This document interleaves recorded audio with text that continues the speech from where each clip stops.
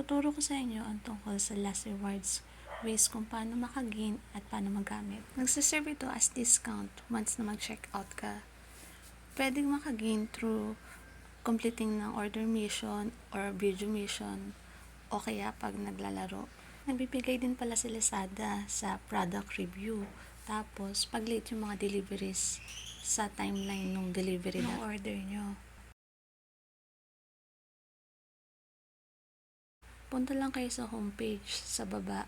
Tapos, click nyo yung like. Ayan. Check-in lang kayo. Claim. Ayan, loading. So, next day, meron ulit. Makikita nyo, kailangan nyo mag-watch ng 60 seconds para ma-redeem yung isa pang daily rewards. Yan palang, yun na yan. Nakikita nyo, may 160, 180. Yan yung gold bars. Pwede nyo yung ma-convert para sa earnings nyo. Nood lang kayo ng video. Scroll up nyo lang kung ayaw nyo yung pinapanood. Parang usual lang na nanonood kayo. Maliit man yung nagiging dito, at least makakabawas sa babayaran nyo. Small counts nga, di ba?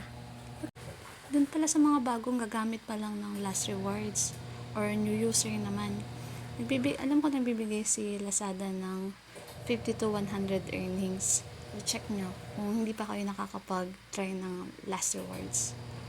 Kasi ang tagal na nun sa akin, hindi ko na malala kung magkano or ilan. Malapis na tayong matapos. Tapos, click nyo lang yung redeem. Yan, redeem. Tapos, exchange nyo yung gold bars. Magiging earnings nyo. Tapos yung earnings, pwedeng i-redeem para dun sa daily rewards naman. Lagay pala dyan yung mga pwede nyong mission na gawin para maka-gain kayo ng gold bars. Ayan, andyan lahat. Yung earnings ko masyado pang maliit para maka-redeem ng daily rewards. Pero ipapakita ko sa inyo kung paano. Since naka-highlight yung redeem, click nyo lang. Ayan, yung 1.50, watch 60 seconds, tapos ko na. Kaso kulang nga yung earnings ko, kaya hindi ko siya mariredeem. Tapos yung 6 pesos, once na 3 days na sunod-sunod kayo naka-login na dito, nag-check-in, pwede nyo yan ma-redeem. Tapos yung 10 pesos, ganun din, 7 days na dire-diretso.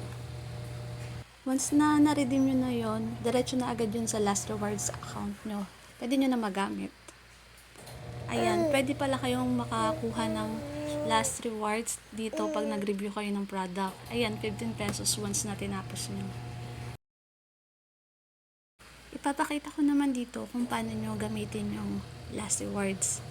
Ayan, punta lang kayo sa homepage. Then, dun sa cart. Ayan, kung saan na napunta.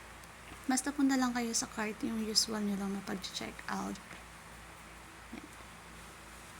Sample tong diaper. Click nyo lang. Tapos check out. Arrow down. Scroll down. Then click nyo yung button. Yung may 15.26. Hindi yun kung paano gamitin. Then place order na agad. Okay, thank you. Ito pala yung mga sample ng history ko ng last rewards. Yung earned at saka yung use. Check nyo na lang. Yun lang. Thank you.